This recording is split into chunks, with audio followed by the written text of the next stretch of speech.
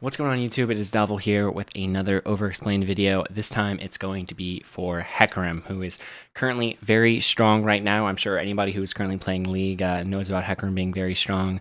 But today in this video I'm going to show you why I think Hecarim is strong and what runes to take, how to build him, how to play him, stuff like that. That's generally what we do in these Overexplained videos. I take a VOD that I played and I talk about every decision I'm making and whatnot.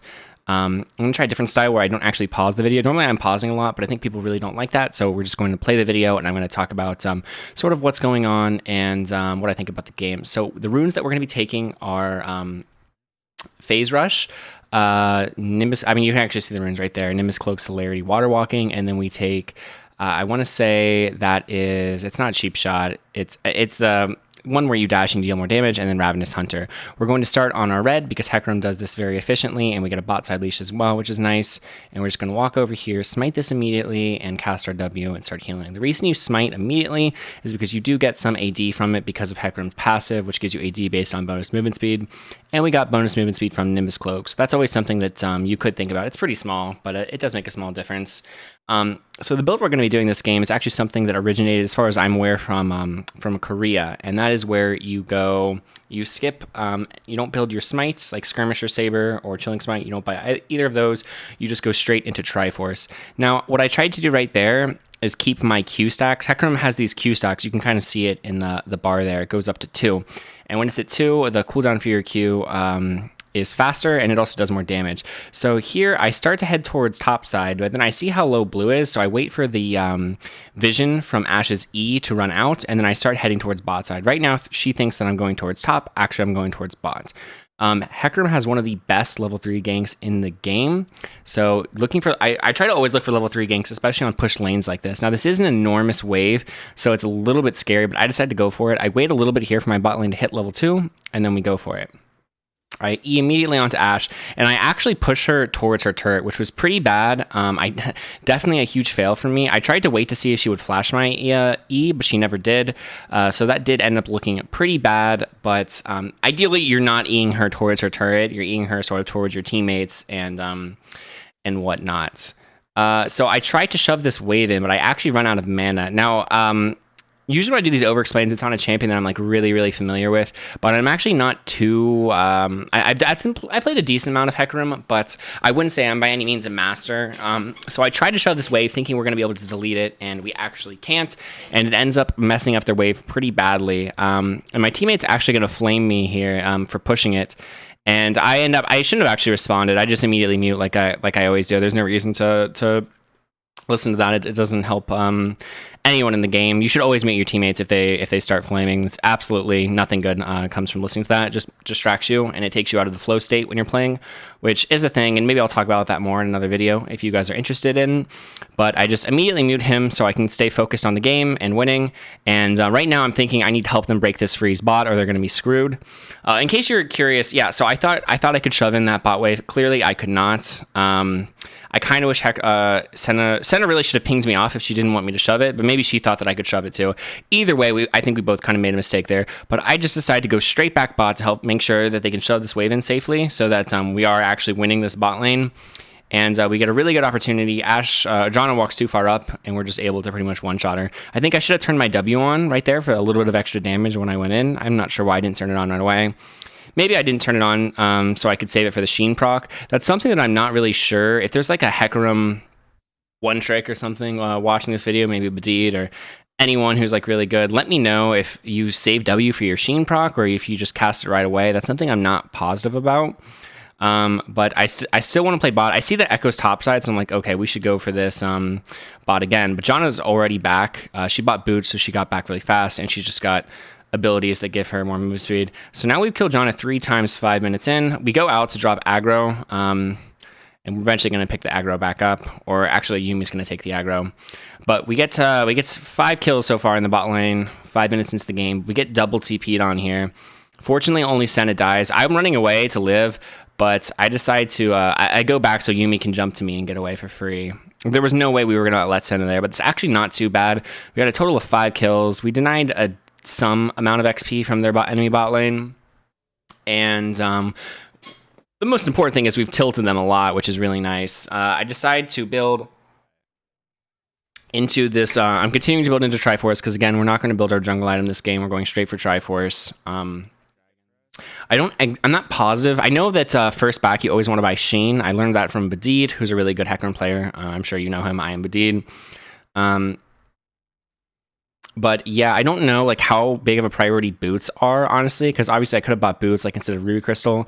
Boots have like double efficiency, are more efficient on Hecarim than other champions because, again, he gains AD from them. But I decided to hard camp the enemy bot lane this game. I decided to stick with that. It seems like a winning strategy. Make sure they're really weak.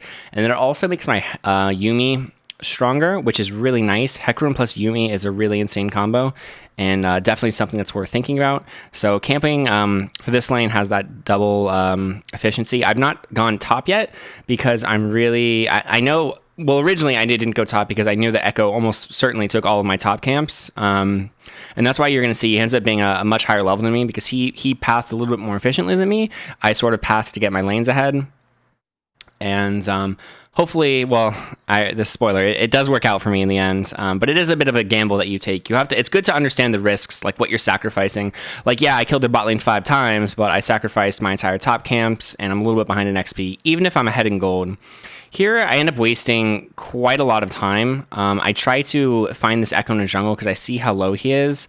But Ashe is coming. She's probably around her tier 3 turret right now, and we don't know where John is at. I can see that Gromp is up on the minimap, but it's not there on my screen, so I know that he's pulling it and doing it, so he's probably in that bush that I just pinged. So, unfortunately, I just wasted a ton of time here, which was pretty bad of me. I wanted to take advantage of how low he was, but it was too risky. I should have immediately, the moment I saw him, I should have, a better decision at least, would have been to immediately go to my top side and farm it, because it's certainly up by now. And I just walk through here. See, now this is another not super great play. I walk through here because I want to take his Raptors, but he definitely based, like we saw how low he was. He definitely based when he was in that bush that I pinged earlier, and he just went straight for his Raptors to protect them. And there is no Scuttle Crab here. There is a pink ward, but I don't want to stop to clear it. So I decide to go and just start clearing my top and then maybe look for a bot gank again. So like, one of the most important things while jungling is to make sure that you are being really, really efficient with your time. And I would say for the past like 60 or 45 seconds, I haven't actually done anything. I haven't really got anything accomplished. I mean, I've pinged out Echo, which there is value in knowing Echo's location. So it's not like I'm doing absolutely nothing, but I'm doing very close to nothing, which is very, very bad, especially on a champion like Hecarim, which is a diver. You really just want to be as strong as possible. I see she's really low here. I know she doesn't have stuff, so I ult for it, and unfortunately, I do barely take a turret shot here, and we do end up dying to this Echo. Now, I guess what I should have done was eat a little bit further. I think I ulted a little bit too soon, and the Akali was able to dodge my ult, and that's why she lived long enough to do a little bit of damage to me. I think I should have eat a little bit longer and placed my R better, because there is travel time on your ult, obviously. And I just feel like that situation definitely I shouldn't have resulted in a 1-for-1. That was objectively a very bad play for me. I used my ult. I think I ghosted, and I gave a 1-for-1, but they get an assist and shutdown gold. So that was a really, really bad play. Probably one of our really big mistakes this game, I would say. But going for those long-range ults, yeah, you just have to keep in mind like the travel time that your ult's going to take to actually land. And I should have just shot it like a little bit above where she was actually, and I ended up shooting it like I think just on top of her or just below her, which was a pretty big mistake and cost us a lot. I see Echo here, but I can't really. I guess I do go for the fight. He tries to one-shot me with his combo, which is like kind of interesting. We end up burning his ult. I don't know what his items are.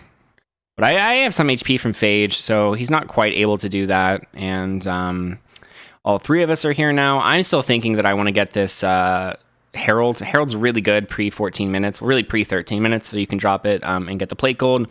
That's a pretty good way to use this advantage, because right now, even though I did just die, I still have a bit of an advantage. Echo just resets, and he has no R, so I want to make sure I'm taking this. What I probably should be doing is pinging my bot side, because there's a good chance Echo was just top. He's going to reset and go bot side. I don't think I end up doing this, which maybe is a mistake by me. We end up a skirmish up here, but this thing's already so low. I really want to get this. Herald's worth like It can be worth up to like 1k gold or even more. So I make sure that I stay for that. Unfortunately, we still win the top fight without me. And then I just head up to try to cut off this Akali. I've got my ult again. I think her shroud is down, I believe. And we just go on to it. I could ult immediately here and just one-shot him. There's different ways you can use your ult. I guess I can talk about your ult right now. You can sort of chain CC your ult with your E by doing it pretty much immediately after your E, because your E is a little bit of CC. I don't know if it's like a knock-up or what exactly it's considered, but that does CC them for like half a second or so, and then you can ult immediately to fear them. Your fear, it does last longer the farther away from them you are, so your fear will be relatively small if you use your fear like that. But it is a good way to sort of 100-0 somebody and not give them a chance to react. Something you can think about. I clear those raptors so that I can get my Triforce, which unfortunately gives them the dragon, but I felt, at least at the time, that it was worth it to get my Triforce on that base over having just 3 components and like maybe contesting the dragon. So I'm very, very strong right now. They do have 2 dragons, but giving away the first 2 dragons really isn't that bad. We've sacked the first 2 dragons, but we're very, very strong all around the map. Like, we've got the top turret, we got Herald, their bot lane is in shambles, essentially. So we're still looking, we're in a very good spot. Now, Echo makes a really big mistake here. I don't think I said this before, but we are playing in Diamond 1 Elo, I should mention. So Echo makes a mistake here. He should know that I'm bot side by now because I just did top, and there's a very, very large chance that I'm recalling after that. I go for this gank here. He E's over the wall, and then he ults, so we're just going to ult after him and get the kill. It only ends up being a 1-for-1, which feels like we should have got more out of that situation. It kind of doesn't feel like that great to me. But 1-for-1 is or sorry, not a 1-for-1. Just 1 kill. My ult for 1 kill. I was kind of hoping to get more, I guess, because I just bought Triforce, and that looked like it was going to be really good for us. But we take the free kill. It's nice. It goes towards Senna, so we're at least not the only person that our team's relying on to carry this game. And we see this fight here. Lucian's playing probably a bit too aggressive with no vision here. We could have pinged him off, though. That's something that I don't think I'm doing very well this game, is pinging potential threats. And that's something that you can get a lot of value out of. I think I know John doesn't have a flash or something here. I don't know why I went into V1 here. Honestly, this is kind of ambitious. Okay, she does have flash. I was going to say, I don't remember her using flash. I feel like maybe I shouldn't be doing that. I'm just trying to make use of my Triforce power spike. We almost one-shot the Janna. I guess I know Akali doesn't have ult. Maybe that's why I do that. I couldn't go on the Akali there because she has Shroud. So yeah, kind of an ambitious play for me, honestly. And I don't know if that's correct. But again, I'm still trying to learn this champion, learn my power spikes, learn how much damage I do, and the best way to win. And yeah.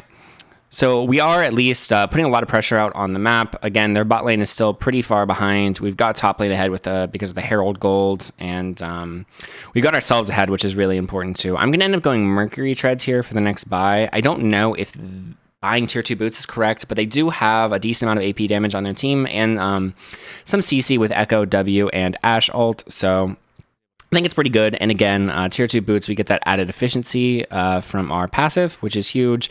Now we're going to head bots, and I know Janna has no flash, and I have my ult, so I'm hoping that we can get a double kill here, but I know for sure we should be able to kill Janna with just my E. I don't have Ghost, but it should be fine. So I'm just going to E up here. I'm in the Shroud. That's actually crazy, and I've got Yuumi on me.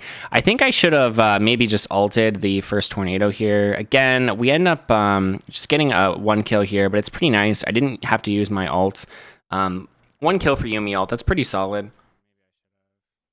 Unfortunately, Dragon's not up or anything, so there's not too much we can get with that. I think we're going to walk in here and try to pressure the jungle. Maybe look to see if Ashe stayed, greeted for XP or something like that. She ends up roaming mid again. I think this guy's really tilted. I've never seen an AD carry roam as much as this guy does. He ends up like walking right into us here, which is kind of crazy. And I use my R. How did that not fear Akali? It didn't look like that feared Akali. That's crazy. I knew obviously Akali was going to follow her E into me right there, so I tried to double sphere them, but it doesn't really look like it landed. That's kind of insane. Wow. You guys have to let me know if your opinion on it. Like, did I fear her there? It really didn't look like I did. Anyways, I kind of feels like that should have been a better situation. Maybe I should have comboed my R with my second Triforce proc and tried to one-shot the Ashe instead of going for like the long fight and then trying to get the bigger ult. I'm not really sure, but we've got Yuumi on us, and we're just gonna try to take as much of this of the camps as we can. to bully Echo out of the game, get back in the game with XP, because again, we were a little bit behind in XP from the Echo earlier. But that is sort of the power of Hecarim. When you're this fed, you can just kind of jump on anybody and kill them. Maybe I should have saved my W, because your W does reduce damage that you're taking a little bit, I believe. So maybe I should have saved that for when a Kali jumped on me, because Ashe was never going to do any damage to me. I think that might have been a misplay, actually. Ashe goes up here, and I've got Ghost, so this looks pretty free to me.